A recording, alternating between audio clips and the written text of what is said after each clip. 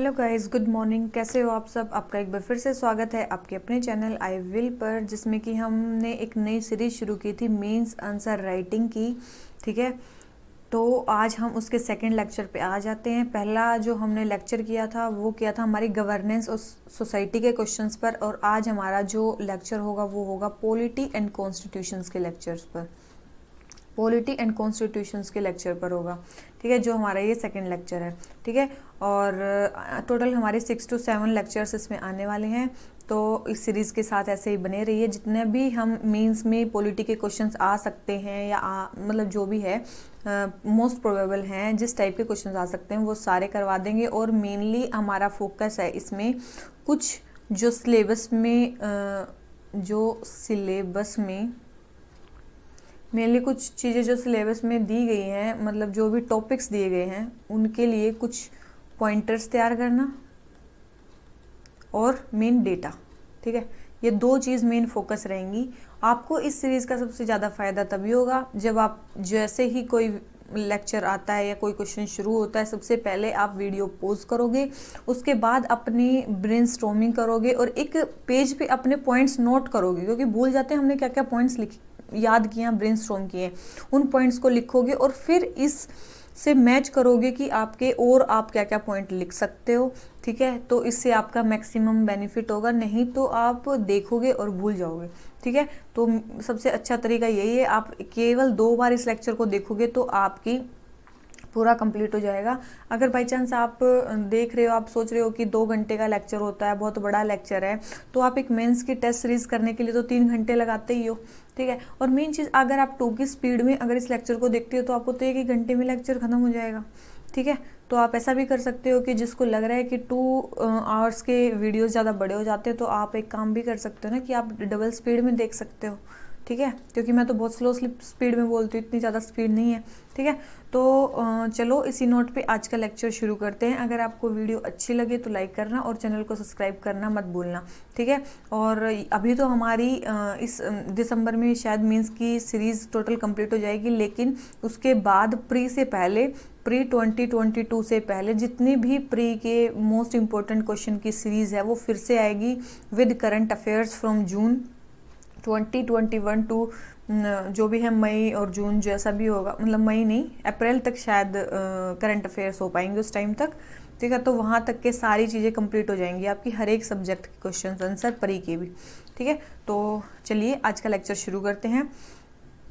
ठीक है, तो चलिए शुरू करते हैं आज का फर्स्ट क्वेश्चन। तो आज का फर्स्ट क्वेश्चन क्या बोलता है? Highlight the significance of 73rd and 74th Constitutional Amendment Act. Also discuss some of their important provisions. सबसे पहले हमें significance बतानी है किसकी? 73rd और 74th कॉन्स्टिट्यूशनल अमेंडमेंट एक्ट की। Also discuss some of their important provisions, और कुछ उसके इंपॉर्टेंट प्रोविजंस के बारे में हमें बताना है। सबसे पहले देखो, मैंने कल ही आपको बताया था कि देखो जो भी चीज़ें लिखी हैं ये हमें किस में यूज़ करनी है, बॉडी में यूज़ करनी है। ठीक है, अब 73rd 74th अमेंडमेंट के बारे में आप इंट्रोडक्शन दे सकते हो कि क्या है, इसमें क्या हुआ था। ठीक है, वो चीज़ आप बता सकते हो। उसके बाद किस ईयर में हुआ था वो आप बता सकते हो, मतलब फैक्ट के साथ आप इसको वो कर सकते हो, डेटा के साथ आप इसको शुरू करते हो, या फिर आप इसको कोर्ट के साथ भी शुरू कर सकते हो।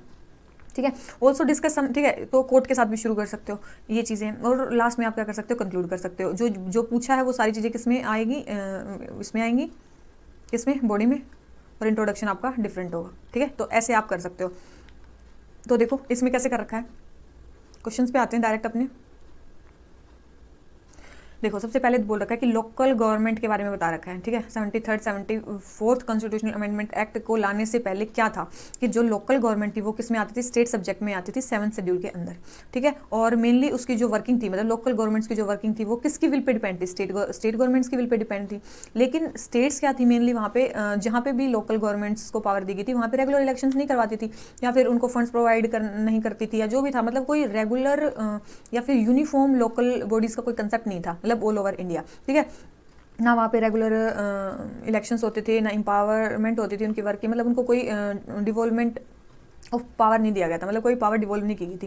ठीक है, तो इसीलिए कब आया 73rd और 74th कॉन्स्टिट्यूशनल अमेंडमेंट एक्ट पास किया गया 1992 में। ठीक है, इन इंस्टीट्यूशंस को क्या करने के लिए, मेन स्ट्रीम करने के लिए, इनको रिकॉग्निशन प्रोवाइड करने के लिए और इनको प्रोटेक्शन देने के लिए। ठीक है, और ठीक है, इनको कॉन्स्टिट्यूशनल सेफगार्ड प्रोवाइड करने के लिए भी आप लिख सकते हो, कॉन्स्टिट्यूशनल सेफ गार्ड प्रोवाइड करने के लिए 73rd और 74th कॉन्स्टिट्यूशनल अमेंडमेंट लाया गया। ठीक है, इसकी जगह आप एक कोट भी यूज़ कर सकते हो, इसकी जगह आप एक कोट भी यूज़ कर सकते हो, क्या कि when the panchayat Raj is established,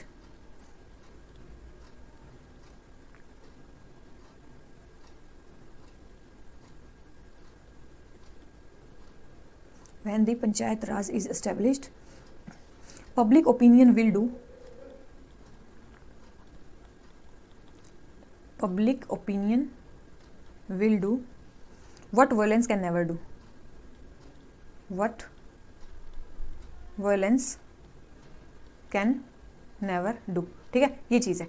तो आपका एक कोट हो गया। ठीक है, पंचायत राज कहीं भी आए, आप कहीं भी कंक्लूजन में इसको डाल सकते हो या फिर इंट्रोडक्शन में डाल सकते हो और उसके हिसाब से आप शुरू कर सकते हो। ठीक है, कि पंचायती राज के बारे में बोला था और 73rd और 74th कॉन्स्टिट्यूशनल अमेंडमेंट जो कि 1992 में आए थे, मेनली वो पंचायती राज इंस्टीट्यूशन और म्यूनसिपैलिटीज़ को एस्टेब्लिश करने के लिए आए थे, क्योंकि जो 73rd कॉन्स्टिट्यूशनल अमेंडमेंट एक्ट था उसमें पंचायती राज इंस्टीट्यूशन को एस्टेब्लिश किया गया था और जो 74th कॉन्स्टिट्यूशनल अमेंडमेंट था उसमें म्यूनसिपैलिटीज़ को वो किया गया था। तो इन्होंने पूछा है कि उनकी सिग्निफिकेंस क्या है, ये कैसे सिग्निफिकेंट है। सबसे पहले तो क्या है, इन्होंने इनको कॉन्स्टिट्यूशनल स्टेटस प्रोवाइड किया है, जो भी लोकल गवर्नमेंट्स हैं उनको कॉन्स्टिट्यूशनल स्टेटस प्रोवाइड किया है। ठीक है, उसके बाद इन्होंने प्रैक्टिकल शेप दी आर्टिकल 40 को। आर्टिकल 40 जो पार्ट 4 कॉन्स्टिट्यूशन में, पार्ट 4 में क्या आते हैं, हमारी डीपीएसपीज आती हैं, तो पार्ट 4 के आर्टिकल 40 को प्रैक्टिकल शेप प्रोवाइड की, जिसमें विलेज मतलब ये डीपीएसपी थी या ये मतलब डायरेक्टिव प्रिंसिपल था स्टेट पॉलिसी का कि स्टेट को क्या करना है, विलेज पंचायत को ऑर्गेनाइज करना है, तो इसको फाइनल शेप देती। सेल्फ गवर्नमेंट प्रोवाइड की, और जो ये पंचायती राज इंस्टीट्यूशन है उसको जस्टिसेबल पार्ट बना दिया गया। ठीक है, क्योंकि कॉन्स्टिट्यूशन में आ गया। ठीक है, मैंडेटरी रेगुलर इलेक्शंस वहाँ पे करवाए गए। ठीक है, मैंडेटरी रेगुलर इलेक्शंस का कंसेप्ट वहाँ पे दिया गया, और भी बहुत सारे कंपल्सरी प्रोविजंस मैंडेट कर दिए गए वहाँ पे। ठीक है,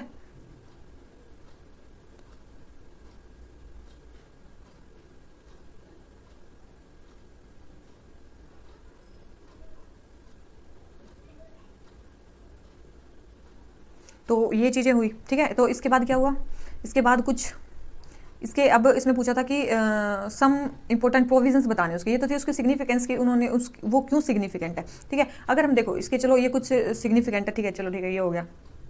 ठीक है, चलो। तो इसके इंपॉर्टेंट प्रोविजंस क्या थे, एक तो 3 टायर सिस्टम था पंचायती राज इंस्टीट्यूशन। ठीक है, विलेज लेवल, इंटरमीडिएट लेवल और डिस्ट्रिक्ट लेवल। अगर पंचायती राज और म्यूनसिपैलिटीज़ की बात करें, वहाँ भी 3 सिस्टम थे, जैसे कि म्यूनसिपल काउंसिल, नगर पंचायत और म्यूनसिपल कॉर्पोरेशन।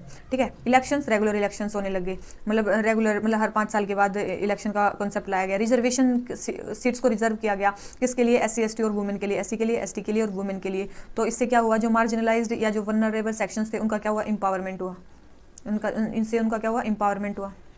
ये इंपॉर्टेंट प्रोविजंस है, लेकिन इससे बहुत सारी जो वो थी। फिर इसके बाद थी डिस्ट्रिक्ट प्लानिंग कमेटी।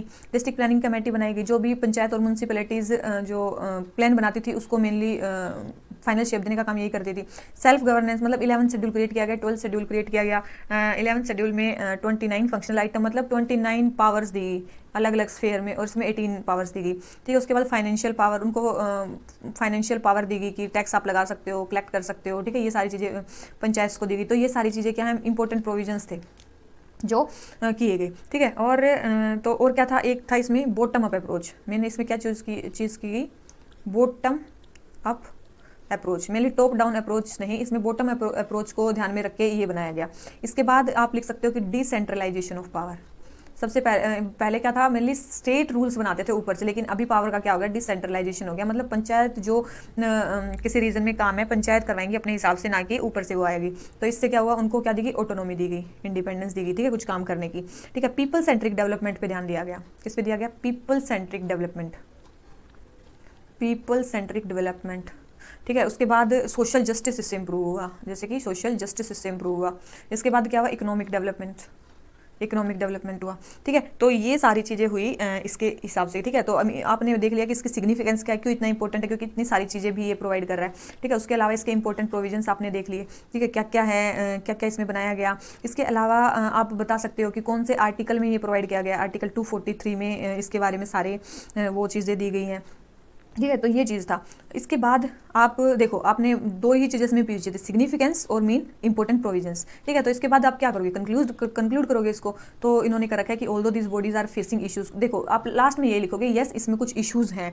इश्यूज क्या हैं, जैसे कि इसमें लिख रखा है लेक ऑफ फंड्स, बिल्कुल function and lake of function and functionaries, local government. देखो हाँ, एक तो हो गया लेक ऑफ फंड्स। ठीक है, और क्या हो सकता है, एक पंचपति का कंसेप्ट, ये भी एक मतलब वो है पंचपति।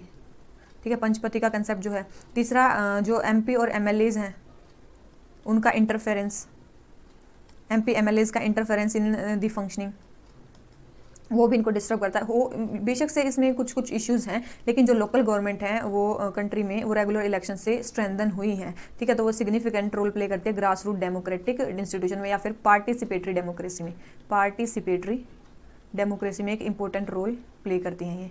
ठीक है, तो देखो आपने कोर्ट का यूज़ कर लिया, आपने पार्टिसिपेटरी डेमोक्रेसी का यूज़ कर लिया, और ये भी इश्यूज आपने बता दिए, इंपॉर्टेंट प्रोविजंस बता दिए हैं, आपने सिग्निफिकेंस बता दिए।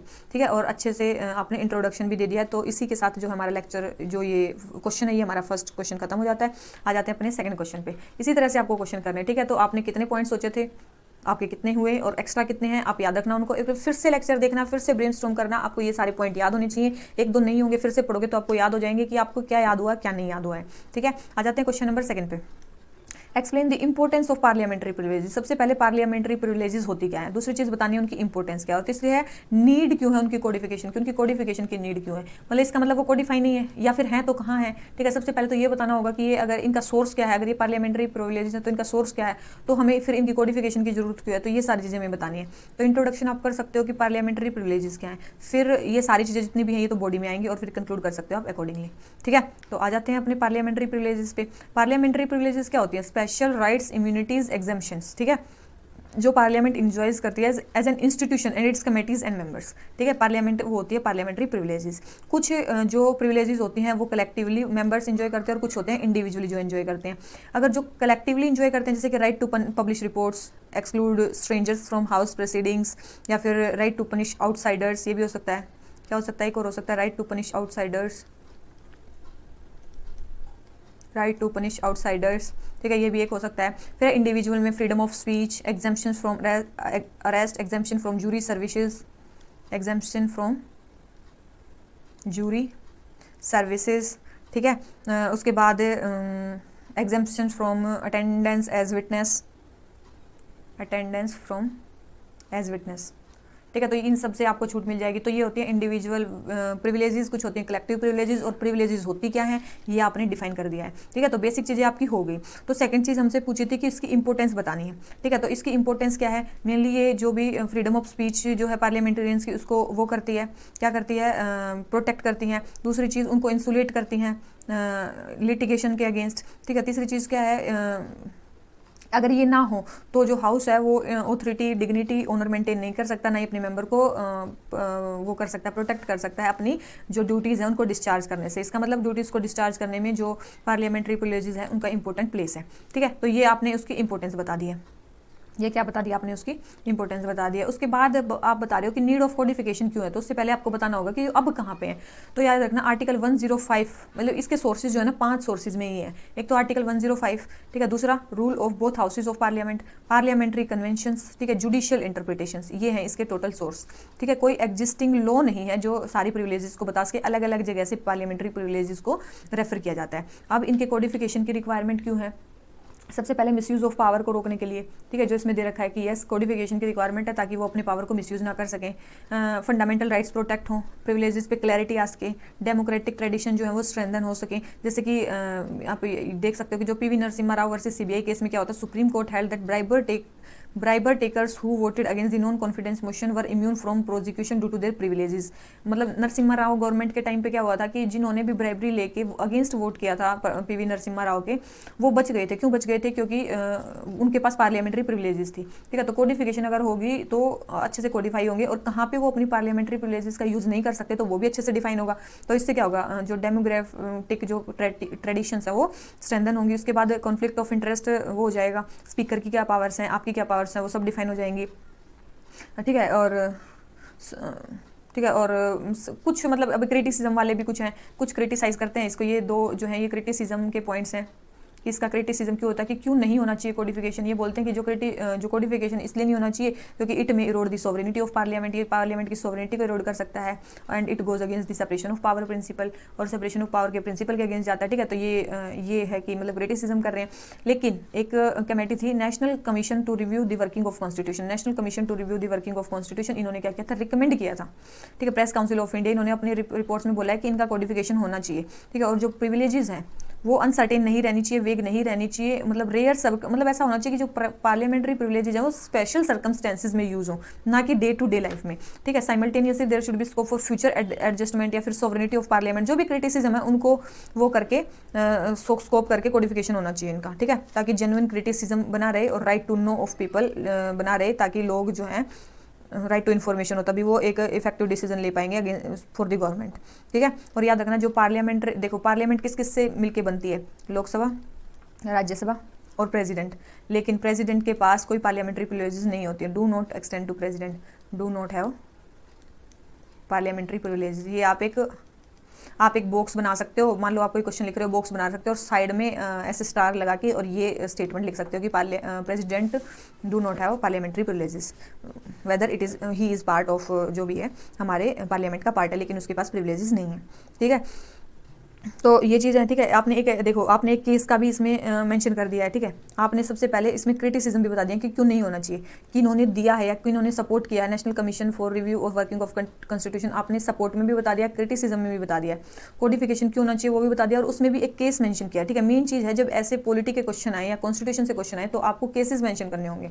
ठीक है, उसके बाद आपने ये सारी चीज़ें बता दी, आपने आर्टिकल्स भी बता दिया कि किस आर्टिकल में हमारी पार्लियामेंट्री प्रिविलेजेस मेंशन है। ठीक है, तो हर चीज़ हमारी कंप्लीट हो चुकी है। जो हमारा सेकंड क्वेश्चन है वो कंप्लीट हो चुका है। आ जाते हैं अपने क्वेश्चन नंबर 3 पे। और हाँ, पार्लियामेंट्री प्रिविलेजेस का अगर ब्रीच होता है, ब्रीच ऑफ प्रिविलेजेस ऐसे भी आप लिख सकते हो, तो उसको कंटेम्प्ट ऑफ हाउस में भी वो हो सकता है। ठीक है, प्रिविलेज मोशन भी आ सकता है, प्रिविलेज मोशन। ठीक है, तो ब्रीच के, अगर इनका ब्रीच होता है तो फिर भी पार्लियामेंट के पास चीज़ें हैं कि वो उसको वो कर सकते हैं, उसको टैकल कर सकते हैं। ठीक है, तो लेकिन कोडिफिकेशन की रिक्वायरमेंट है। आ जाते हैं क्वेश्चन नंबर 3 पे। क्वेश्चन नंबर 3 क्या बोलता है, mention the objectives and composition of national human right commission. नेशनल ह्यूमन राइट कमीशन का ऑब्जेक्टिव बताना है और कंपोजिशन बताना है, also throw light on effectiveness, कितना इफेक्टिवनेस, तो ये सारी चीज़ें किस में आ गई, ऑब्जेक्टिव, कंपोजिशन और इफेक्टिवनेस, तीनों किस में आएंगी, बॉडी में आएंगी। हमें इंट्रोडक्शन में क्या लिखना होगा, नेशनल ह्यूमन राइट कमीशन के बारे में जो हमने प्री में पढ़ा है सारी चीज़ें। ठीक है, मतलब कब बना है, किसके अंडर बना है, किसने रिकमेंड किया था। ठीक है, ये सारी चीज़ें इसमें लिखनी है। उसके बाद बॉडी आ गई और उसके बाद हम कंक्लूड कर देंगे। ठीक है, आ जाते हैं अपने इस पे। सबसे पहले नेशनल ह्यूमन राइट कमीशन का एक स्टैट्यूटरी बॉडी है, 1993 में बनी है। ठीक है, protection of human rights act 1993 के अंदर, और ये क्या है, राइट्स वॉच डॉग है इंडिया में। अब सबसे पहला क्वेश्चन था उसके ऑब्जेक्टिव्स क्या हैं। ठीक है, हमसे पहला क्वेश्चन पूछा था कि उसके ऑब्जेक्टिव्स क्या हैं, तो सबसे पहले उसके ऑब्जेक्टिव्स क्या हैं। ठीक है, ऑब्जेक्टिव्स क्या हैं, सबसे पहले राइट्स को प्रोटेक्ट करती है, इंस्टीट्यूशनल अरेंजमेंट्स को स्ट्रेंथन करती है, जो भी एलिगेशन ऑफ एक्सेसेस होते हैं उनको करती है, जब गवर्नमेंट मतलब किसी के राइट्स में घुसती है या कुछ करती है, या और ह्यूमन राइट अवेयरनेस को फैलाती है। ठीक है, इसके मेन ऑब्जेक्टिव्स यही है, मतलब अवेयर करना लोगों को। ठीक है, ताकि गवर्नमेंट इंडिविजुअल के राइट्स के अंदर ना जाए, और इंस्टीट्यूशनल अरेंजमेंट को स्ट्रॉन्ग करना और राइट्स को प्रोटेक्ट करना और प्रमोट करना। ठीक है, और फिर बताएगी इसकी कंपोजिशन। सबसे पहले हमें बताना था ऑब्जेक्टिव। ठीक है, सबसे पहले हमें बताना था ऑब्जेक्टिव, फिर हमें बताना था कंपोजिशन।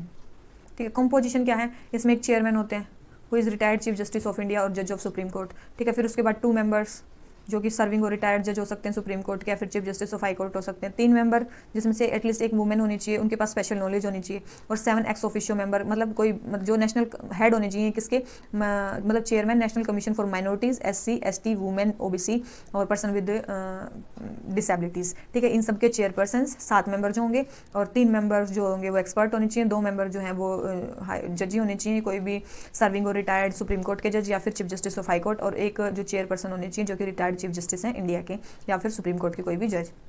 ठीक है, तो यह हो गया, इसका क्या हो गया, कंपोजिशन। ठीक है, अब आ जाता है कि क्या पूछा था इसमें, इफेक्टिवनेस, कितनी इफेक्टिवनेस है इसकी। ठीक है, इफेक्टिवनेस में तो सक्सेस भी आएंगे, फेलियर भी आएंगे। ठीक है, तो सक्सेसेस क्या है, सबसे पहले ये जो मार्जिनलाइज सेक्शन है उनके कोज को लेती हैं।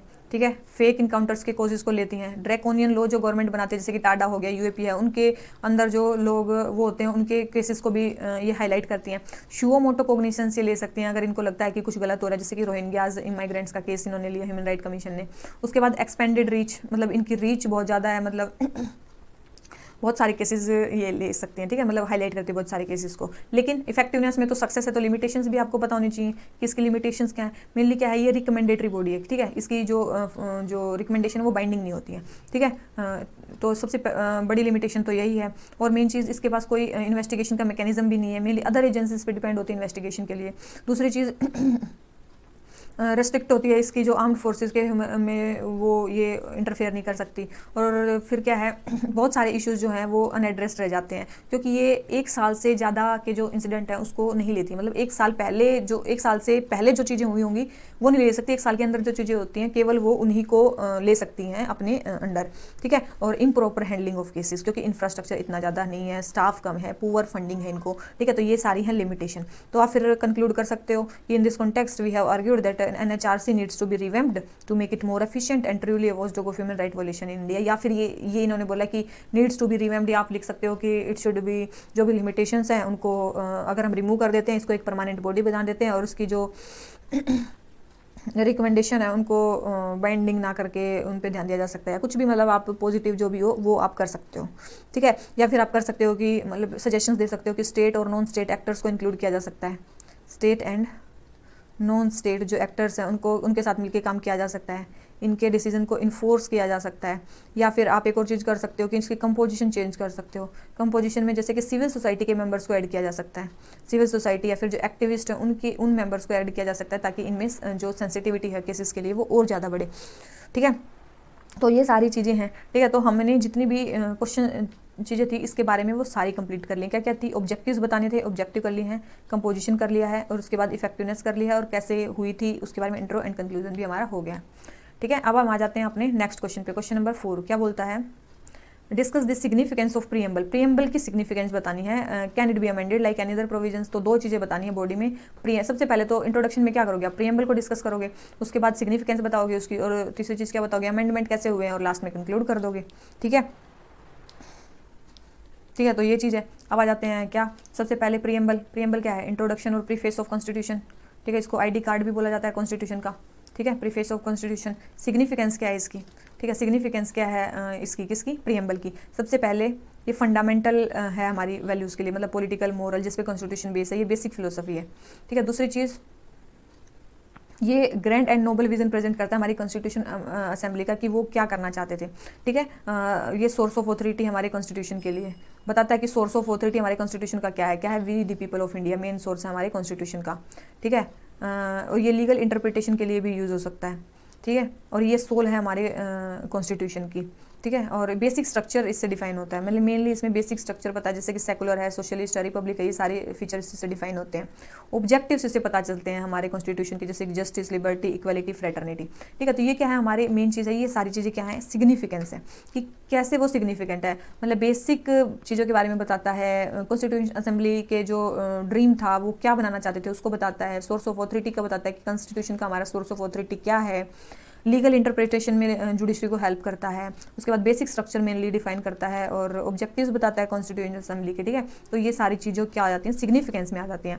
अब हमारा जो प्रीएम्बल है वो अमेंड हो सकता है कि नहीं हो सकता है, वो चीज़ आ जाती है। तो केशवानंद भारती केस में क्या बोला गया था कि ये बोला गया था कि preamble is part of constitution, की जो प्रीएम्बल है वो हमारे कॉन्स्टिट्यूशन का पार्ट है, और उसको अमेंड किया जा सकता है आर्टिकल 368 के अंदर। लेकिन क्या कंडीशन लगाई गई कि no amendment is done to the basic structure of constitution, लेकिन कोई भी अमेंडमेंट जो है बेसिक स्ट्रक्चर ऑफ कॉन्स्टिट्यूशन से नहीं किया जाएगा, ठीक है। ये मेन चीज़ की गई इसमें, ठीक है। तो यस, जो मेन चीज़ है, क्या अमेंड हो सकता है कि नहीं हो सकता, कि यस जो प्रीएम्बल है वो अमेंड हो सकता है, लेकिन बेसिक स्ट्रक्चर उसका चेंज नहीं होना चाहिए, ठीक है। क्या कभी प्रीएम्बल अमेंड हुआ है, तो यस, प्रीएम्बल केवल एक बार अमेंड हुआ है 1976 में, जब 3 वर्ड्स को ऐड किया गया था, सोशलिस्ट, सेकुलर और इंटीग्रिटी, ठीक है। ये सारी की सारी आपकी प्री की नॉलेज है, ठीक है। लेकिन यही है, देखो, पर इससे पहले हुआ था एक बारबरी यूनियन केस प्रीएम्बल के लिए 1960 में, जिन्होंने बोला था कि प्रीएम्बल को अमेंड नहीं किया जा सकता क्योंकि वो कॉन्स्टिट्यूशन का पार्ट नहीं है। केशवानंद भारती ने बोला, केस में बोला गया कि यस, वो नहीं, कि वो उसका पार्ट है कॉन्स्टिट्यूशन का, और उसको अमेंड भी किया जा सकता है,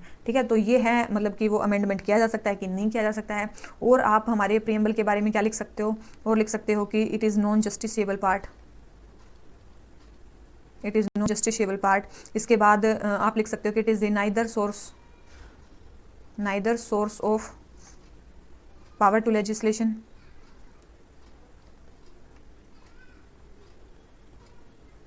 नॉर प्रोहिबिशन अपॉन इट,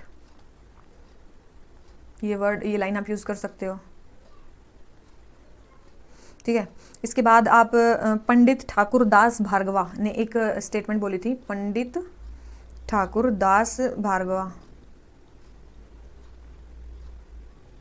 ने बोला था, क्या बोला था इन्होंने बोला था कि preamble is most precious part of constitution.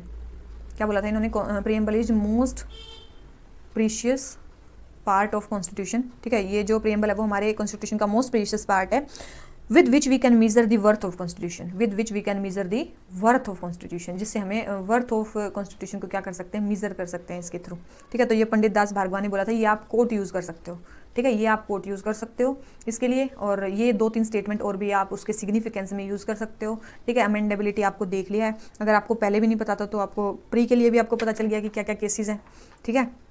तो अब हम आ जाते हैं नेक्स्ट क्वेश्चन पे। नेक्स्ट क्वेश्चन क्या बोलता है? Explain the significance and analyse the scope of judicial review. Judicial review का हमें सिग्निफिकेंस भी बताना है और उसको एनालाइज भी करना है। एनालाइज में मतलब क्या बताना है? तो स्कोप को एनालाइज करना है, ठीक है। स्कोप को एनालाइज करना है कि बड़ा है, घटा है, क्या है, ठीक है, कितना स्कोप है इसका, और सिग्निफिकेंस बताना है किसका, जुडिशियल रिव्यू का। सबसे पहले तो इंट्रोडक्शन में क्या करोगे, जुडिशियल रिव्यू को एक्सप्लेन करोगे। जुडिशियल रिव्यू क्या होता है? जुडिशियल रिव्यू क्या होता है? Judicial review is power of Supreme Court या High Court to examine the constitutionality of law या फिर कोई एग्जीक्यूटिव ऑर्डर, चाहे सेंटर ने दिया हो चाहे स्टेट ने दिया हो, ठीक है, तो उसको बोलते हैं जुडिशियल रिव्यू, ठीक है। मतलब जो कोर्ट है वो डिसीजन पे पहुंचता है कि लॉ जो है वो इनकंसिस्टेंट है कि नहीं कॉन्स्टिट्यूशन के साथ। मेनली वो क्या चेक करते हैं कि whether it is ultra vires और not. Ultra vires, ultra vires मतलब अगर कॉन्स्टिट्यूशन के हिसाब से नहीं है तो वो लॉ क्या है, अल्ट्रा वायर्स है। अगर वो कॉन्स्टिट्यूशन के हिसाब से है तो ठीक है, ठीक है। तो जो जुडिशियल रिव्यू है वो कहीं भी कॉन्स्टिट्यूशन में मेंशन नहीं है, लेकिन हाँ आर्टिकल 13 के हिसाब से जुडिशियल रिव्यू को मतलब इनडायरेक्टली किया जाता है, ठीक है। सुप्रीम कोर्ट और हाई कोर्ट में वो किया जाता है। मेनली उसमें क्या बोला गया है कि law to be made, the law to be made should be in consonance with the norms laid down in constitution, कि जो भी आप लॉ बनाओगे वो कॉन्स्टिट्यूशन के हिसाब से होना चाहिए। तो अगर नहीं होगा तो क्या करेंगे, तो जुडिशरी अपना टेक पार्ट करेगी, जुडिशियल इंटरवेंशन होगा उसमें, ठीक है। तो ये बातें उसमें बोली गई, ठीक है। तो आपने इसका क्या कर दिया, मैंने बता दिया कि सबसे पहले जुडिशियल रिव्यू क्या है, उसमें क्या किया जाता है और किस आर्टिकल में ऐसा बोला गया है, लेकिन डायरेक्टली नहीं बोला गया। ये भी हमने बता दिया कि डायरेक्टली नहीं बोला, इनडायरेक्टली बोला, और आर्टिकल 13 को हमने डिफाइन कर दिया। उसके बाद इसमें बोला है कि हमें बतानी है सिग्निफिकेंस जुडिशियल रिव्यू की। सिग्निफिकेंस क्या है, ये जो मतलब कॉन्स्टिट्यूशन के हिसाब से है कि नहीं, इससे क्या होता है, सुप्रीमेसी ऑफ कॉन्स्टिट्यूशन बना रहता है तो उसको होल्ड करता है, फंडामेंटल राइट्स को प्रोटेक्ट करता है, जो भी उसके फीचर्स हैं कॉन्स्टिट्यूशन के, फेडरल इक्विलिब्रियम उसको वो करता है, रूल ऑफ लॉ को वो करता है, मतलब अपहोल्ड करता है, चेक्स एंड बैलेंसेस को करता है, और मेनली क्या है, mainly protects basic structure of constitution, ठीक है। Mainly protects basic structure of constitution, ठीक है। मेनली क्या है, कॉन्स्टिट्यूशन के बेसिक स्ट्रक्चर को ये मतलब प्रोटेक्ट करता है, ये इसका मेन काम है। अब जुडिशियल रिव्यू का स्कोप के बारे में अगर बात करो आप, ठीक है, जुडिशियल रिव्यू का स्कोप क्या है। अब स्कोप क्या है, तो देखो सबसे पहले जुडिशियल जो रिव्यू है वो कब कब वो हो सकता है, सुप्रीम कोर्ट हाई कोर्ट में। सबसे पहले अगर फंडामेंटल राइट्स वोलेट हो रहे हैं, या फिर किसी ऑथोरिटी ने अपनी ऑथोरिटी से बाहर जाके लॉ बनाया है, या फिर कॉन्स्टिट्यूशन के हिसाब से नहीं है, तो इन 3 जगह पे जुडिशियल रिव्यू आ सकता है। और इंडियन जो कॉन्स्टिट्यूशन है वहाँ पे जुडिशियल रिव्यू का जो कॉन्सेप्ट है वो है procedure established by law. Judiciary क्या देखेगी कि लॉ के अंदर जो भी लॉ बना है क्या उसके अंदर क्या उसका प्रोविजन प्रोसीजर फॉलो किया गया कि नहीं किया गया। लेकिन अमेरिका में क्या है, ड्यू प्रोसेस ऑफ लॉ है। अमेरिका में क्या है, ड्यू प्रोसेस ऑफ लॉ है, वहाँ को लॉ को ही चेक किया जाता है क्या लॉ सही है कि नहीं है, प्रोसीजर को बाद में लॉ को भी चेक किया जाता है साथ में, ठीक है। लेकिन जो पहले हमारे में क्या था, प्रोसीजर एस्टेब्लिश बाय लॉ था। लेकिन मेनका गांधी जो केस हुआ 1978 में, उसमें जो हमारे सुप्रीम कोर्ट ने जो जुडिशियल रिव्यू का जो स्कोप है ना उसको इंक्रीज कर दिया। जुडिशियल रिव्यू का जो स्कोप है वो इंक्रीज हो गया। इन्होंने बोला कि प्रोसीजर एस्टेब्लिश्ड बाय लॉ का मतलब ये नहीं है कि आप कोई भी प्रोसीजर को फॉलो करोगे, जो पार्लियामेंट है वो ड्यू प्रोसेस से भी उसको देख सकती है, इंटरप्रेट कर सकती है, ठीक है। तो यहाँ पे क्या किया गया, जुडिशियल रिव्यू के स्कोप को इंक्रीज किया गया, ठीक है। वैसे जुडिशियल रिव्यू किन किन चीज़ों में हो सकता है, इन चीज़ों में हो सकता है, किसको प्रोसीजर एस्टेब्लिश बाय लॉ से हो सकता है। लेकिन मेनका गांधी में क्या हुआ, हम इंटरप्रिटेशन कर सकते हैं ड्यू प्रोसेस से भी, ठीक है। तो फिर आप अब स्कोप भी हो गया, ऑब्जेक्टिव्स भी हो गए, तो आप कंक्लूजन लिख सकते हो कि in this context it can be said that India has attempted to strike a balance between judicial and parliamentary supremacy. कि मतलब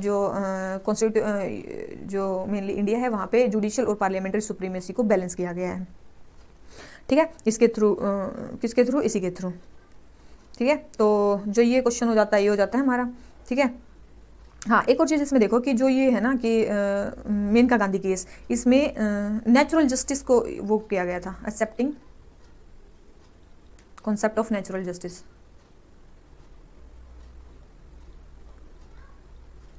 नेचुरल जस्टिस, अगर हम नेचुरल जस्टिस का लॉ फॉलो करेंगे तो इसका मतलब नेचुरल जस्टिस के हिसाब से अगर लॉ खराब बना है तो उसको भी हम चेक कर सकते हैं, मतलब ड्यू प्रोसेस को भी हम फॉलो कर सकते हैं। ठीक है, तो ये भी इसके हिसाब से था। अब देखो जुडिशियल रिव्यू के बारे में ये आपने बता दिया कि इसकी सिग्निफिकेंस क्या, क्या और भी कुछ सिग्निफिकेंस हो सकती है जुडिशियल रिव्यू की? यस, कुछ और भी सिग्निफिकेंट प्रोविजन देखो, आपने देख लिया कि देखो सबसे पहले जुडिशियल रिव्यू जो ये है जुडिशरी वो शो मोटो भी ले सकती है। ठीक है, इससे क्या होता है? Prevent tyranny of executive, prevent tyranny of executives. इसके अलावा check misuse of power, check misuse of power by legislator as well as executives. ठीक है, ये है, तो ये हो गया PIL। तो ये सारी चीज़ें क्या है, मतलब मेनली जुडिशियल रिव्यू में आ गई।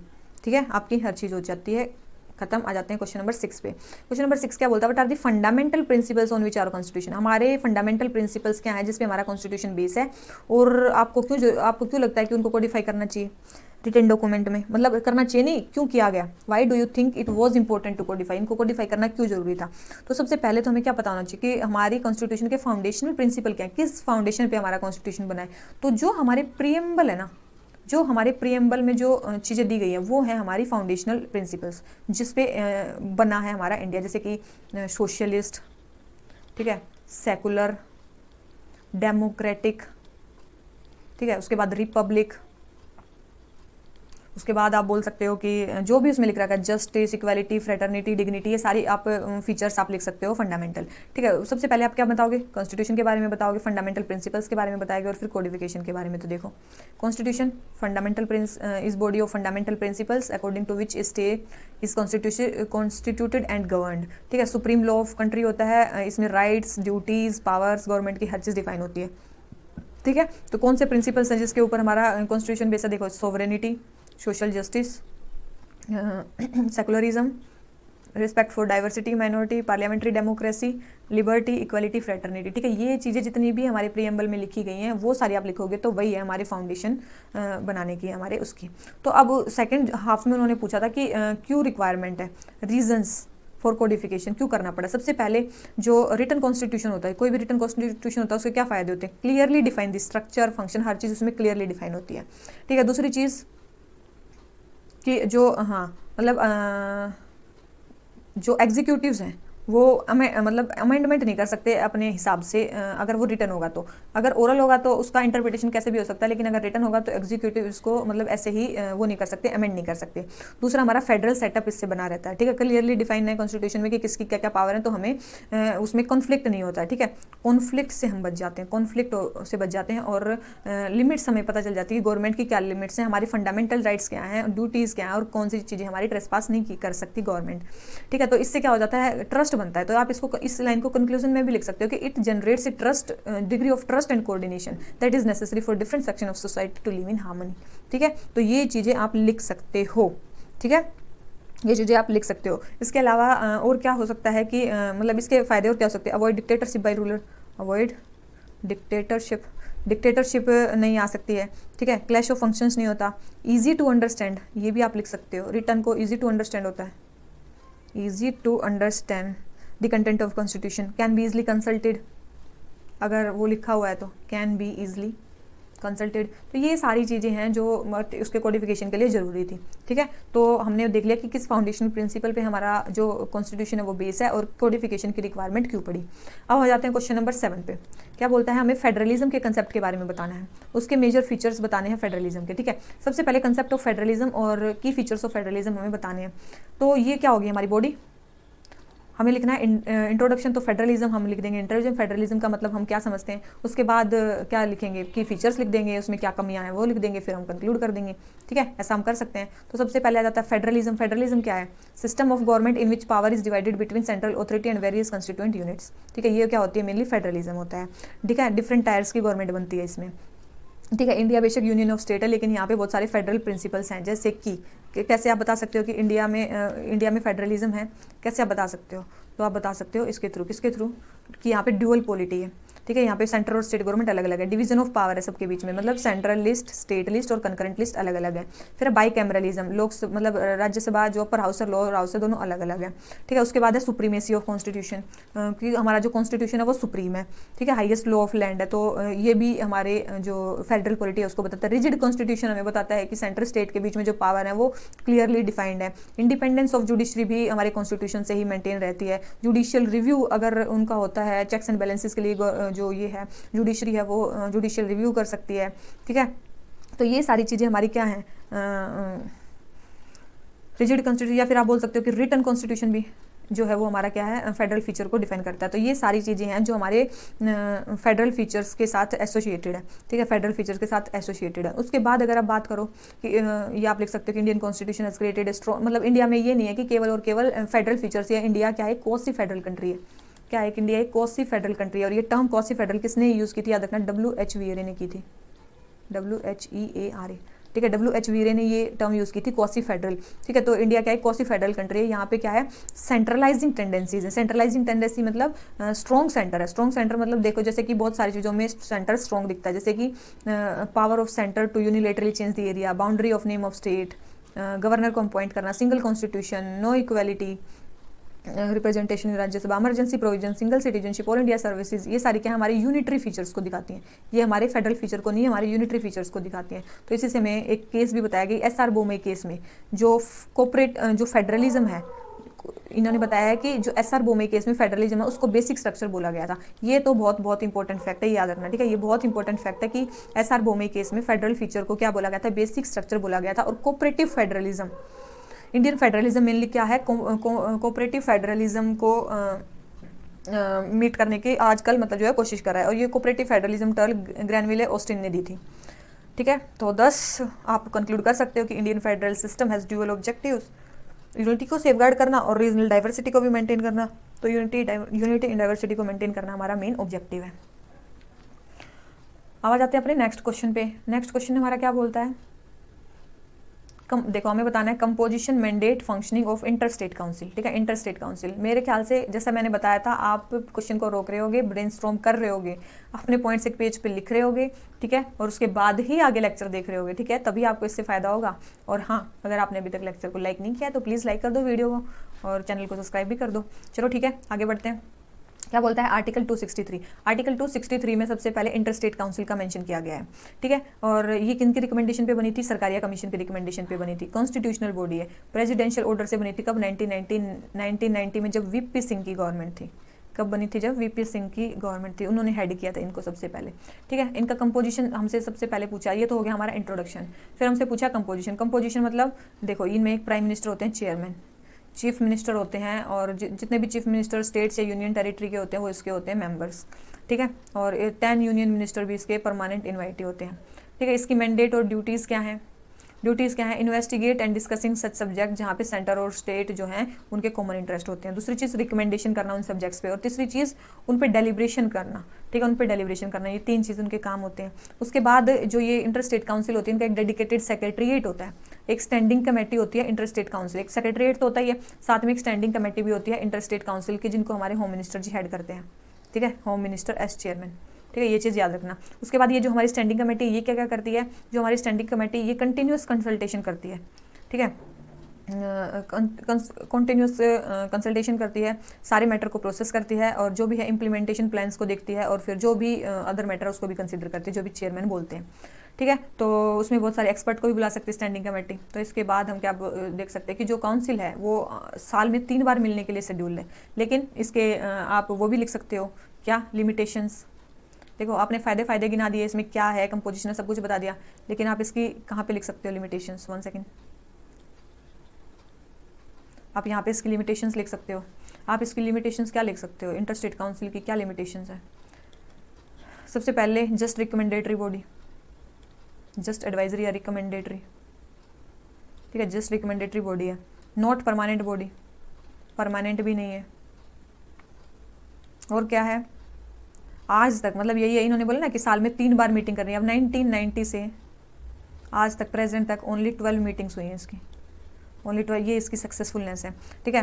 और मतलब इसका एक परमानेंट सेक्रेटरीट भी उसकी बात चल रही है कि परमानेंट सेक्रेटरीट होना चाहिए, सेक्रेटेरिएट होना चाहिए, ताकि मतलब जो प्रॉपर मीटिंग्स होती रहे इनकी, ठीक है। तो ये इसकी लिमिटेशंस है। अगर इन लिमिटेशंस को पूरा कर दिया जाए तो हमारा जो पार्टिसिपेटरी डेमोक्रेसी या कोऑपरेटिव फेडरलिज्म का जो कंसेप्ट है वो मतलब लाइव हो जाएगा, या फिर मतलब हो जाएगा। तो ये सारी चीज़ें आप इसमें लिख सकते हैं। Given the need for strengthening understanding and cooperating between state, centre and state along with state, the council is appropriate body that needs to given importance, और इसको इंपॉर्टेंस देनी चाहिए, ठीक है। तो ये सारी चीज़ें आप किसमें लिख सकते हो, कंक्लूजन में लिख सकते हो,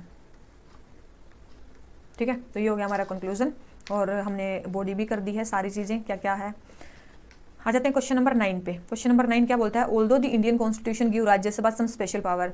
ऑल्दो इंडियन कॉन्स्टिट्यूशन कुछ स्पेशल पावर देता है हमारे, ऑल्दो द इंडियन राज्यसभा को स्पेशल पावर देता है, ठीक है, लेकिन कुछ लोकसभा के पास भी सुप्रीम पावर्स हैं। डिस्कस करना है। देखो सबसे पहले बताओ कि राज्यसभा के पास कौन सी स्पेशल पावर, फिर बताओ लोकसभा के पास कौन सी स्पेशल पावर्स हैं, ठीक है। ऐसे ही इस क्वेश्चन को आपको अप्रोच करना है। पहले बताओ कि इंडियन पार्लियामेंट में कौन कौन आता है, फिर राज्यसभा कैसे इलेक्ट होती है, इनडायरेक्टली इलेक्टेड बॉडी होती है, ठीक है, स्टेट्स को रिप्रेजेंट करती है, लेकिन उस कुछ स्पेशल पावर है। जैसे स्पेशल पावर्स में क्या है, तो स्टेट लिस्ट पे अगर कोई लॉ बनेगा तो वो केवल इसी की ऑथराइजेशन से बनेगा, आर्टिकल 249 के अंडर।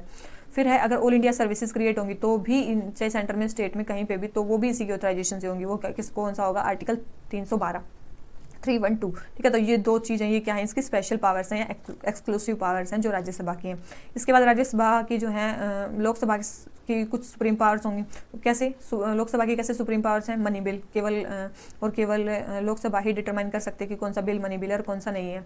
उसके बाद फाइनेंशियल बिल, ये फाइनेंशियल बिल को भी स्पीकर ही डिफाइन करता है कि कौन सा है, ठीक है, ठीक है। इसके बाद जॉइंट सिटिंग, जब भी जॉइंट सिटिंग होती है तो लोकसभा का जो स्पीकर होता है वही बैठता है, वही प्रिसाइड करता है। बजट जो राज्यसभा है वही मतलब वो डिस्कस कर सकती है, ठीक है, उस पर वोट नहीं कर सकती डिमांड ऑफ ग्रांट्स पे। फिर उसके बाद आते हैं इमरजेंसी प्रोविजंस में भी मेनली अगर आपको डिसकंटिन्यू करवानी नेशनल इमरजेंसी तो वो केवल और केवल लोकसभा करवा सकती है, राज्यसभा नहीं करा सकती, ठीक है। उसके बाद है non confidence motion. Non confidence जो मोशन है वो भी जो राज्यसभा है वो नहीं वो कर सकती है, पास नहीं कर सकती है नॉन कॉन्फिडेंस मोशन को, केवल लोकसभा पास कर सकती है। तो इसके उसमें क्या है, इसके वो कम पावर्स हैं लोकसभा से, ठीक है, इन सब स्फेयर्स में, money bill, financial bill, budget, emergency, non confidence motion, ठीक है। तो आप फिर कंक्लूजन में लिख सकते हो कि इवन दो राज्यसभा के पास कम पावर्स हैं लोकसभा से, लेकिन वो हैस्टी डिसीजंस को और इल कंसिडर्ड लेजिस्लेशन को पास होने से रोकती है, ठीक है। ये चीज़ याद रखना, हैस्टी डिसीजन को रोकती है और इल कंसिडर्ड लेजिस्लेशन को रोकती है, ठीक है। फेडरल इक्विलिब्रियम इससे बना रहता है। तो ये होता है हमारा कंप्लीट। आ जाते हैं क्वेश्चन नंबर 10 पे। क्या बोलता है, हमें रोल ऑफ सीएजी के बारे में बताना है, कैग के रोल के बारे में बताना है, और कॉन्स्टिट्यूशनल प्रोविजंस बताने हैं उसके इंडिपेंडेंस को इंश्योर करने के लिए क्या क्या दिए गए हैं हमारे कॉन्स्टिट्यूशन में, ठीक है। सबसे पहले कैग, सबसे पहले इंट्रोडक्शन में तो आप कैग को ही मेंशन कर सकते हो किस आर्टिकल में है। सबसे पहले हमारा कैग आता है 148 आर्टिकल में, ठीक है। कैग के ऑफिस को डिफाइन किया गया है। कौन अपॉइंट करता है, प्रेसिडेंट अपॉइंट करते हैं। हेड किसका होता है, Indian audit and account department का हेड होता है, वॉचडॉग होता है हमारे फाइनेंशियल जो मैटर्स हैं उनका। उसके बाद अगर बात करें रोल क्या होता है, जितनी ऑडिट करता है, क्या क्या ऑडिट करते हैं ये, all receipts into and expenditure from consolidated fund of India, ठीक है, all transaction of union of state relating to contingency and public account, ठीक है, all trading, manufacturing, profit loss account, balance sheet and other subsidiary accounts kept in any department of union और state, ठीक है। ये सारी चीज़ें, receipt, expenditure of bodies, ये सारी चीज़ें सब्सटेंशियली फाइनेंस्ड फ्रॉम यूनियन और state. Accounts of government companies, corporation जो कि पार्लियामेंट के लॉ के अंदर एस्टेब्लिश्ड है या फिर रिस्पेक्टिव लेजिस्लेशन से बनाई गई है।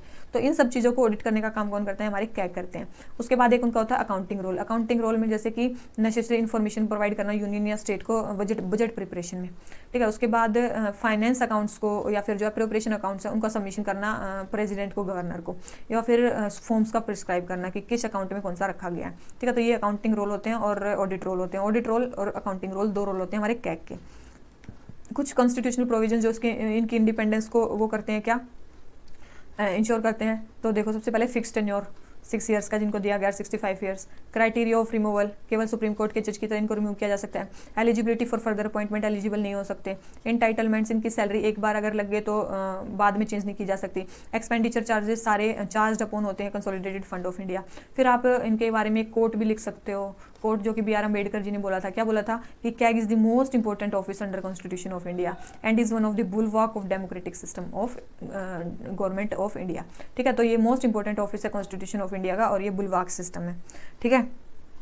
और कैग के बारे में आप एक और चीज़ लिख सकते हो सजेशंस में कि जो विनोद राय जी ने, जो कि हमारे फॉर्मर कैग थे, उन्होंने जो रिकमेंडेशन दी है, रिफॉर्म्स की रिकमेंडेशन दी है इन्होंने, किसकी, रिफॉर्म्स की इन्होंने रिकमेंडेशन दी हैं, उनको इम्प्लीमेंट करना चाहिए। शुड इम्प्लीमेंट इम्प्लीमेंट, उनको इम्प्लीमेंट करना चाहिए, उनके रिफॉर्म्स को क्या करना चाहिए, इम्प्लीमेंट करना चाहिए। आप ये विनोद राय जो फॉर्मल कैग थे उनकी रिकमेंडेशंस को बोल सकते हो कि जो उन्होंने सजेस्ट किया था वो करना चाहिए। अब इनको क्रिटिसाइज क्यों किया जाता है, ठीक है, इसके क्रिटिसिज्म के आप कुछ पॉइंट्स लिख सकते हो, इनके आप क्रिटिसिज्म के कुछ पॉइंट्स लिख सकते हो। जैसे कि सबसे पहले ऑडिटर जनरल का रोल होता है, ओनली ऑडिटर जनरल का रोल होता है, कंट्रोलर का नहीं होता है, कंट्रोलर का नहीं होता इंडिया में, ठीक है। एक तो ये चीज़ होगी। एक शॉर्टर टेन्योर, शॉर्टर मतलब वैसे तो इनका 6 साल का टेन्योर है, लेकिन 65 ईयर्स जो लिमिट लग जाती है वो इनको मेन वो चीज़ करती है, ठीक है। और दूसरी चीज़ नो क्वालिफिकेशन ऑफ अपॉइंटमेंट, ठीक है, ये नहीं दी गई है। और चीज़ क्या बताएं, ठीक है। और इनहेरिटेंस फ्रॉम कॉलोनियल जो वहाँ पे थी वही, less decentralisation of power to him, less decentralisation of power. और पोस्ट फैक्टो मतलब ये वो करते हैं क्या, मॉनिटरिंग, पोस्ट फैक्टो चेक होता है यहाँ पे, पोस्ट फैक्टो चेक मतलब पहले पैसे निकाल लिए जाते हैं, उसके बाद कैग चेक करते हैं, तब तक तो पैसे जा चुके होते हैं, तो बाद में चेक करते हैं, तो उसका जो इंपॉर्टेंस हो जाता है वो कम हो जाता है। लेकिन ब्रिटेन में क्या है, पैसे यूज़ करने से पहले ही कैग की जो कंसल्टेशन ली जाती है या उससे पूछा जाता है, ठीक है, तो वहाँ पे कैग की जो इंपॉर्टेंस है वो ज़्यादा है, इंडिया में कम है, क्योंकि इंडिया में केवल कैग जो है अकाउंटिंग का काम करता है, ना कि ये करने का कि आपने क्यों लिए, कहाँ लिए और कहाँ उनको एक्सपेंड किया, ठीक है। तो ये क्वेश्चन हो जाता है हमारा कंप्लीट। आ जाते हैं क्वेश्चन नंबर 11 पे, शायद 11, हाँ। क्वेश्चन नंबर 11 हमारा क्या बोलता है, it is often argued that state legislative council is an ornamental and superfluous body, do you agree, क्या आप एग्री करते हो? सबसे पहले 1 सेकेंड,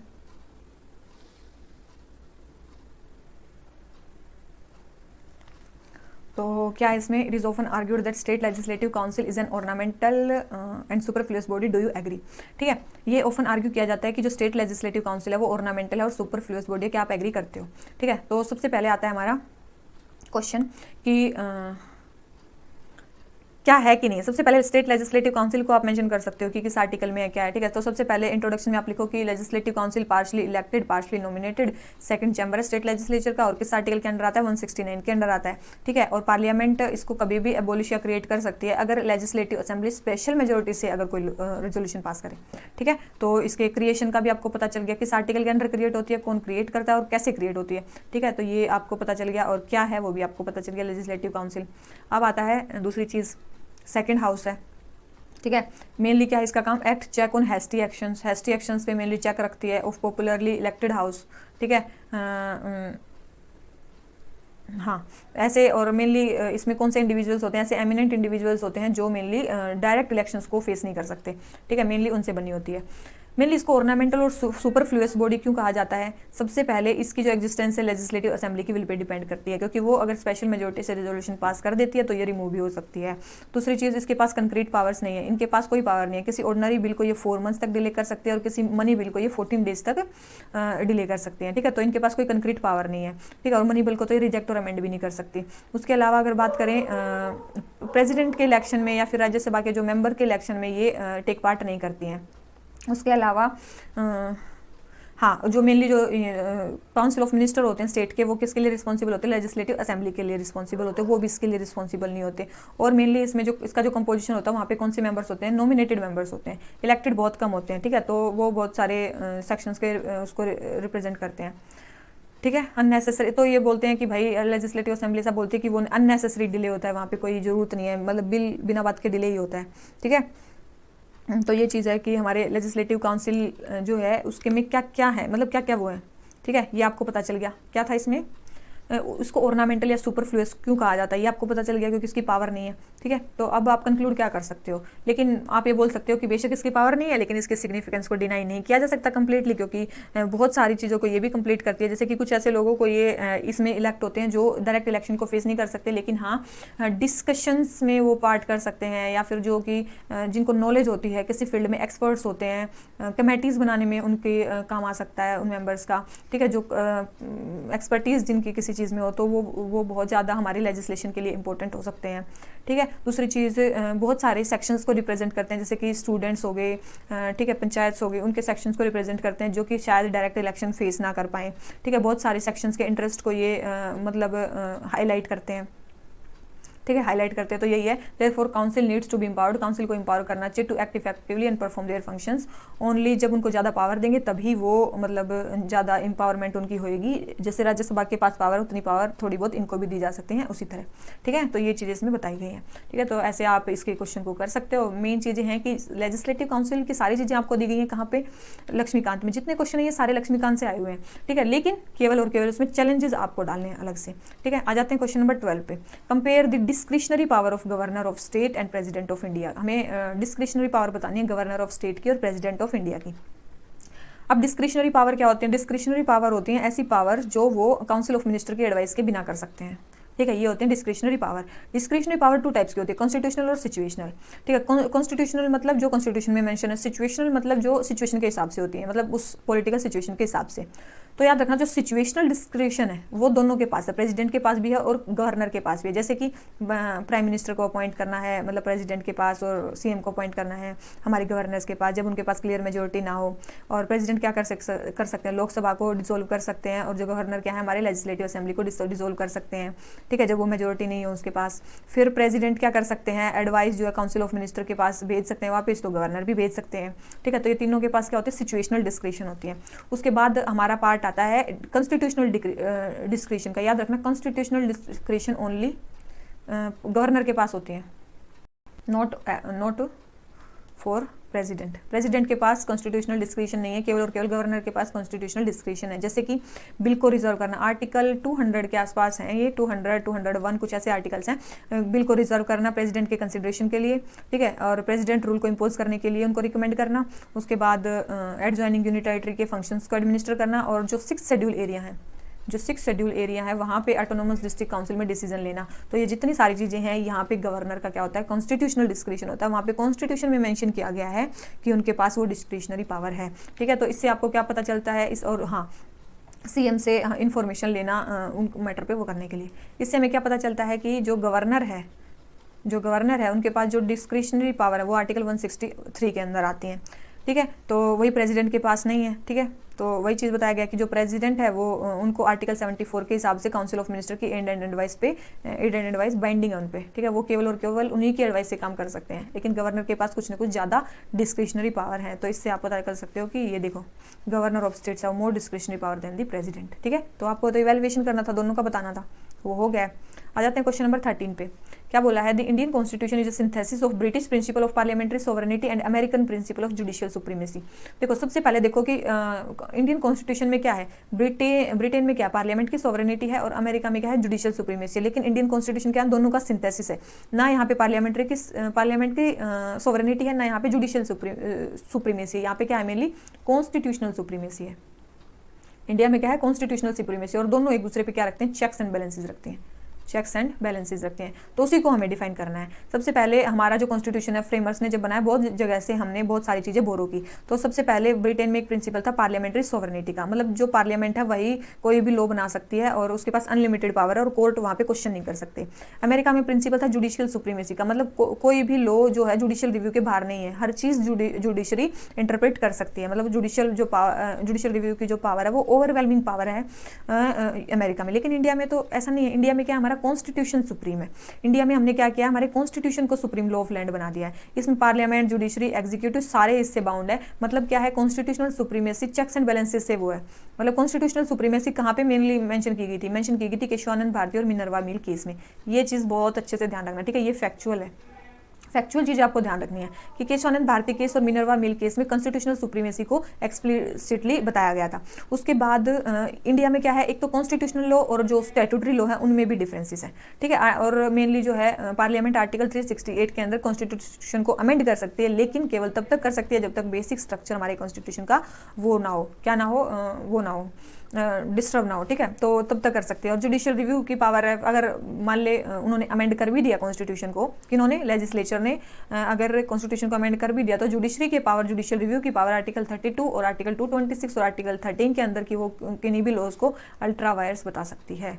ठीक है, और वो लॉज इनवैलिड हो सकते हैं। तो एक दूसरे पे क्या है, चेक्स एंड बैलेंसेस की पावर है इंडिया में। इंडिया और क्या है, अमेरिका में क्या है, जुडिशियल सुप्रीमेसी है। इंडिया और जुडिशियल सुप्रीमेसी मतलब वो ड्यू प्रोसेस को भी देख सकते हैं, लॉ कि लॉ सही बना है कि नहीं है उसको भी देख सकते हैं, प्रोसीजर एस्टेब्लिश्ड लॉ वहाँ पे नहीं है, ठीक है। तो ये चीज़ है। लेकिन इंडिया में भी अभी थोड़ी देर पहले बताया था कि मेनका गांधी केस में क्या हुआ था, हमारा भी जो स्कोप था वो इंक्रीज हो गया था, हमारा भी जो कॉन्सेप्ट ऑफ नेचुरल जस्टिस हमने एक्सेप्ट कर लिया था as essential component of law, और हमने इंपोर्ट किया था कौन सा concept, due process of law का अपने कॉन्स्टिट्यूशन में, कहाँ पे, मेनका गांधी केस में। लेकिन इंडिया में पहले क्या था, प्रोसीजर एस्टेब्लिश बाई लॉ ही था, वहाँ पे ड्यू प्रोसेस ऑफ लॉ नहीं था अमेरिका की तरह, ठीक है। तो ये चीज़ थी। तो दोनों में देखो, अमेरिकन की जुडिशियल सुप्रीमेसी मतलब वहाँ से हमने जुडिशियल रिव्यू या ड्यू प्रोसेस ऑफ लॉ का कंसेप्ट उठाया, और ब्रिटिश पार्लियामेंट से हमने आर्टिकल 368 बनाया, वो किया है कि जो पार्लियामेंट है वो अमेंड भी कर सकती है कॉन्स्टिट्यूशन को। इसी तरह से आप कंक्लूजन कर सकते हो कि जो कॉन्स्टिट्यूशन ऑफ इंडिया है उसने मिडल पाथ को फॉलो किया है, कि मतलब ब्रिटिश पार्लियामेंट्री सॉवरेनिटी का और अमेरिकन जुडिशियल सुप्रीमेसी का।